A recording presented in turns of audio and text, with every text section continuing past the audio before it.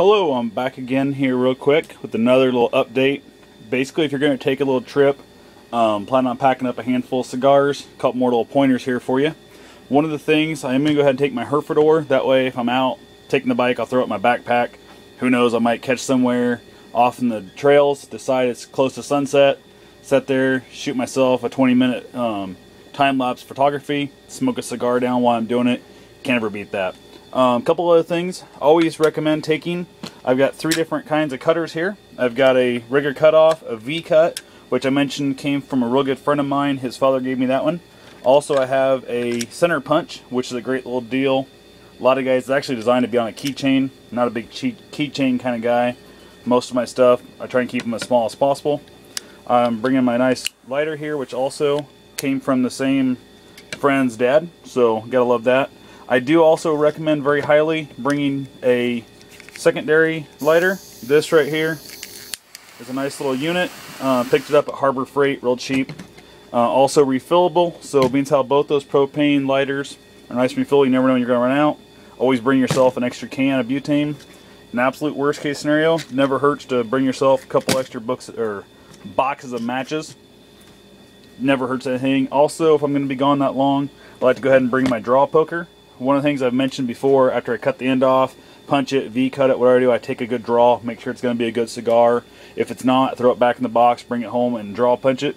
It's going to be there. This doesn't weigh much. It's going to stay in the van. It won't be on my person, so I won't be carrying the weight. Not a big deal. I'll have it with me.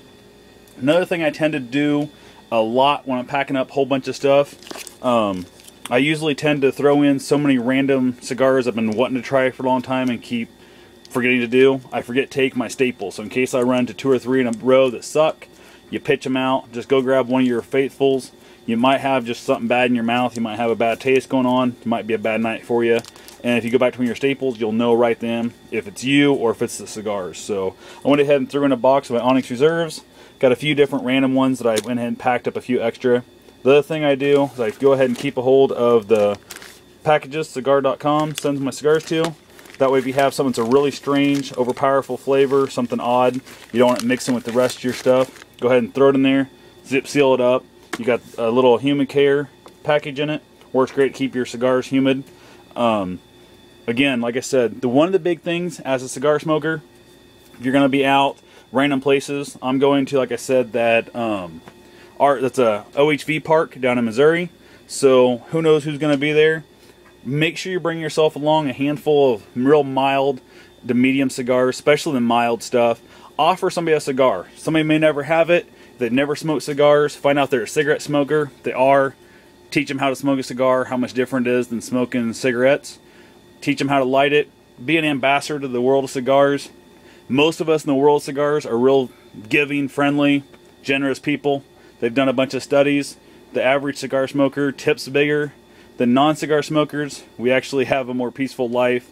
You got to just spread that out, spread the love. Also, if you're at a campfire with a bunch of guys, you're offering everybody a smoke, they're much less likely to bitch at you for lighting up your cigar. So if you can catch one of the guys in the group, especially if you're going to their fire, they're not coming to yours. So catch one of those guys, maybe he'll try a cigar, tell him where to get some good deals, offer him an extra smoke before you leave, he wants one, educate him on not throwing it in the glove box, waiting 3 weeks and trying to smoke it. It's not been in the humidor, it's going to suck. So just be an ambassador for the whole thing. Basically, we need more people out there smoking.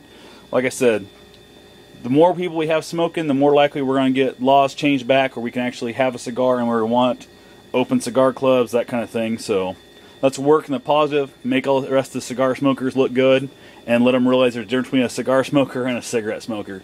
Because we all know how bitchy some of those cigarette smokers can be. So anyway, hope you guys enjoyed this little clip. A couple little helpful hints and tips here. Like I said, I'm going to go ahead and try and make a few more of these when I'm down at the campsite.